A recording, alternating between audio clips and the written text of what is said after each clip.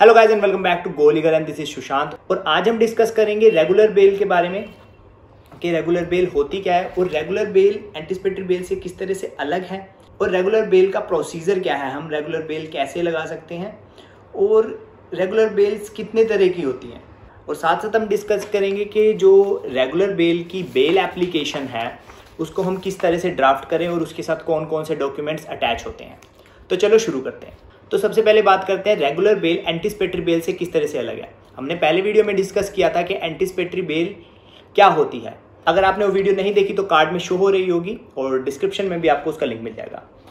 Pre arrest bell और anticipatory bell वो होती है जब एक्यूज्ड अरेस्ट नहीं होता, एक्यूज्ड के अगेंस्ट केस लॉन्च हो गया और उसे पता लग गया कि मेरे अगेंस्ट केस लॉन्च हो चुका है, तो वो अपने वकील के पास जाएगा और उनका वकील एंटिसिपेटरी बेल लगाएगा। अरेस्ट से पहले जो बेल होती है वो होती है एंटिसिपेटरी बेल और प्री अरेस्ट बेल।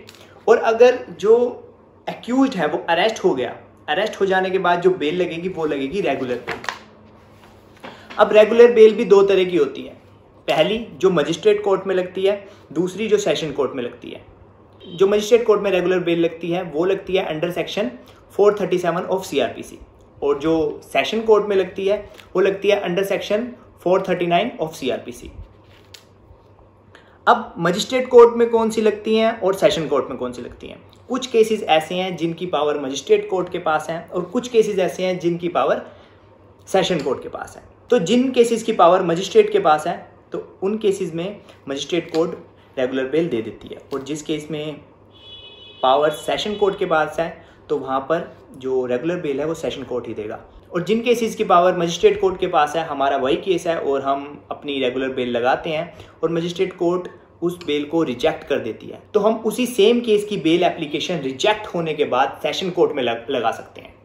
फिर उसके बाद सेशन कोर्ट डिसाइड करेगी कि बेल देनी है या नहीं देनी।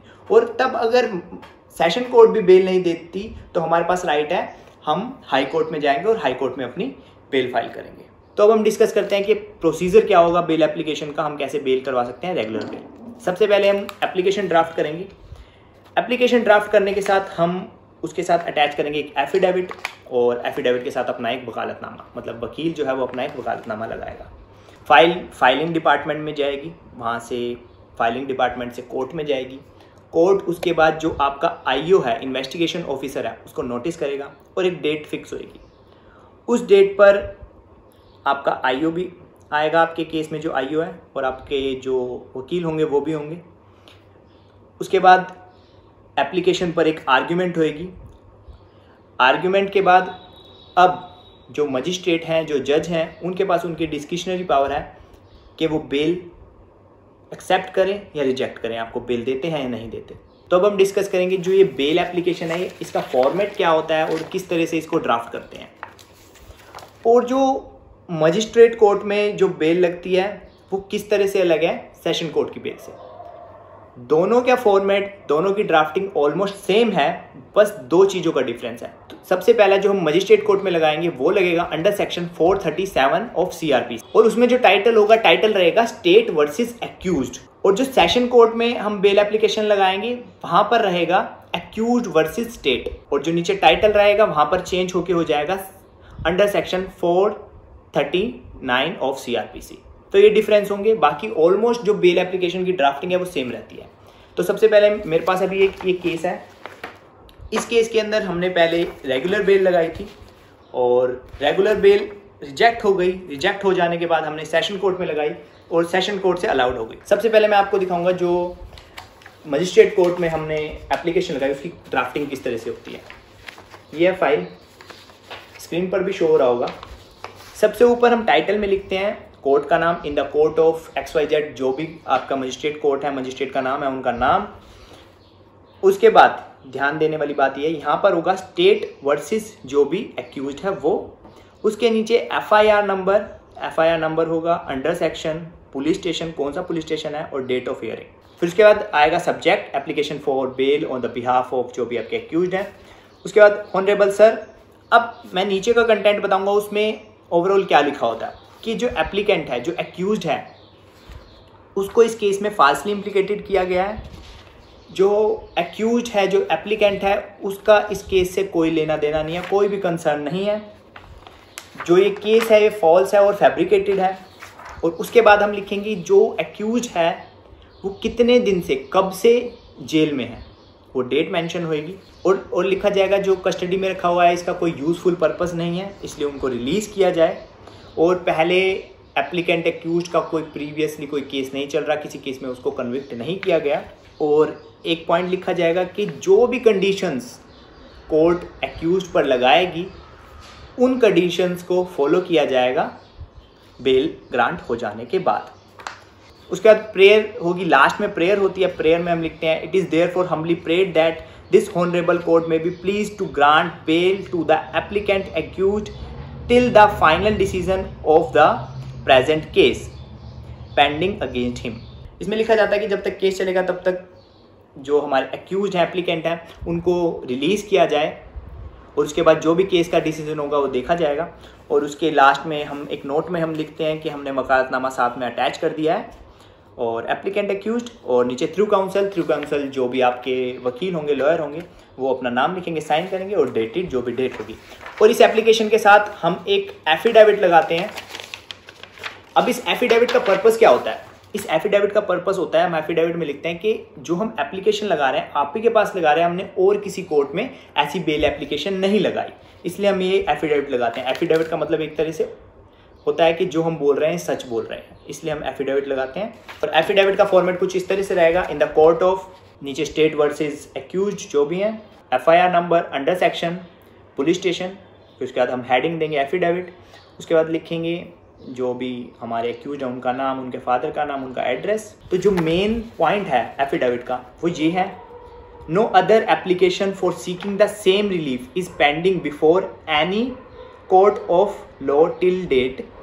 This is the first time bail application being moved on his behalf and the same is read over to me. और उसके बाद वेरिफिकेशन लिखी जाएगी और दोबारा से डेपोनेंट जहाँ पर साइन होंगे। तो ये थी बेल मजिस्ट्रेट कोर्ट के लिए। और अब हमने मजिस्ट्रेट कोर्ट में बेल लगाई, अब मजिस्ट्रेट कोर्ट में बेल रिजेक्ट हो गई फॉर एग्जांपल। फिर उसके बाद हम जाते हैं सेशन कोर्ट में। अब सेशन कोर्ट की जो बेल एप्लीकेशन होगी उसका फॉर्मेट किस तरह से होगा? उसका फिर फॉर्मेट बिल्कुल सेम होगा, आप जैसे स्क्रीन पर देख रहे हैं। इसमें क्या डिफरेंस हो जाएगा? इन द कोर्ट ऑफ सबसे पहले टाइटल चेंज हो जाएगा, वहाँ पर मजिस्ट्रेट थे, यहाँ पे सेशन कोर्ट है। उसके बाद बेल एप्लीकेशन नंबर, जो ये नंबर है ये जो फाइलिंग डिपार्टमेंट है वही लगाएगा। और अब जो यहाँ पर चीज़ चेंज हुई है, तो जो पहले हमने मजिस्ट्रेट कोर्ट की बेल देखी थी उसमें क्या था? स्टेट वर्सेस एक्यूज था। अब यहाँ पर आप देख रहे हैं एक्यूज वर्सेस स्टेट है, मतलब एक्यूज का नाम पहले आ रहा है, फिर वर्सेस, फिर स्टेट। अब स्टेट ऑफ हरियाणा या जो भी स्टेट होगा वो। उसके बाद FIR number, under section, police station. तो जैसे मैंने पहले बताया था कि जो बेल एप्लीकेशन है जो सेशन कोर्ट में लगती है वो लगती है अंडर सेक्शन 439 ऑफ CRPC, वो हम टाइटल में लिखेंगे। उसके बाद लिखेंगे हॉनरेबल सर, और इसके कंटेंट भी ऑलमोस्ट वैसे होंगे जैसे कि मजिस्ट्रेट कोर्ट में थे। बस इसमें क्या डिफरेंट हो जाएगा, पहले तो हम वही लिखेंगे जो ये केस है फॉल्सली इम्प्लीकेट किया गया है, फॉल्स है, फैब्रिकेटेड है, जो एप्लीकेंट है, एक्यूज्ड है, जिसको एलेज किया गया है, उसका इस केस से कोई लेना देना नहीं है। और कुछ केस के कंटेंट लिखेंगे, या जैसे जो भी आपका केस है, जैसे हमारा केस था 420 का, तो जो हमारे एक्यूज्ड थे, जो हमारे क्लाइंट थे, उनको इसलिए अरेस्ट किया गया था एक डिस्क्लोजर स्टेटमेंट पे कि एक कोई पहले एक एक्यूज्ड अरेस्ट हो गया, उसने स्टेटमेंट दी कि ये बंदा भी था, इस वजह से उसको अरेस्ट कर लिया। तो हमने ये भी चीज़ इसमें मेंशन करी है। और अपना डिफेंस लेते हुए एक कोई भी पॉइंट, वो अब डिपेंड करता है आपका क्या केस है, वो लिखेंगे। जैसे हमने इसमें लिखा था कि जो कंप्लेनेंट कंपनी है उसने अपनी जो अमाउंट था उसको डिस्क्लोज़ नहीं किया। और सेम चीज़ इसमें दोबारा से लिखेंगे कि कब से जो पेटिशनर है, जो एप्लीकेंट है, जो एक्यूज्ड है, वो कब से जेल के अंदर है और कुछ भी एक्यूज्ड से अभी रिकवर नहीं होना है। कोर्ट बेल इस वजह से नहीं देती क्योंकि कुछ रिकवरी पेंडिंग होती है। वो रिकवरी किसी भी चीज़ की हो सकती है, पैसों की या किसी वेपन की, जिस वेपन से अगर मारा है, तो इस वजह से रिकवरी के लिए कस्टडी में रखा जाता है और कोर्ट बेल नहीं देती। तो इसलिए हम लिखते हैं कि कोई भी रिकवरी पेंडिंग नहीं है।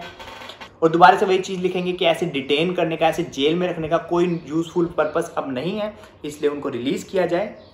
और इसके अंदर जो एक चीज़ मेंशन करने की है वो ये है कि हम इसमें एक मेंशन करेंगे कि पहले हमने बेल एप्लीकेशन मजिस्ट्रेट कोर्ट में लगाई थी, मजिस्ट्रेट कोर्ट से रिजेक्ट हो गई है, इस वजह से हम आपके पास आए हैं रिलीफ लेने के लिए।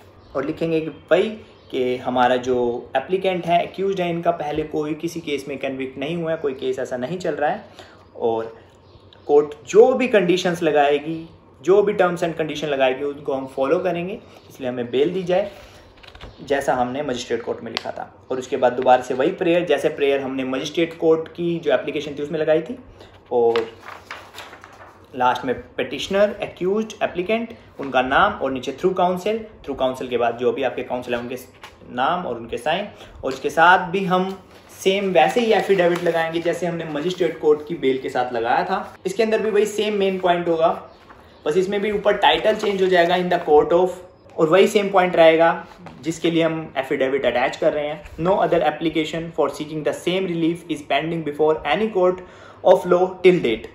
This is the first time bail application being moved on his behalf and the same is read over to me।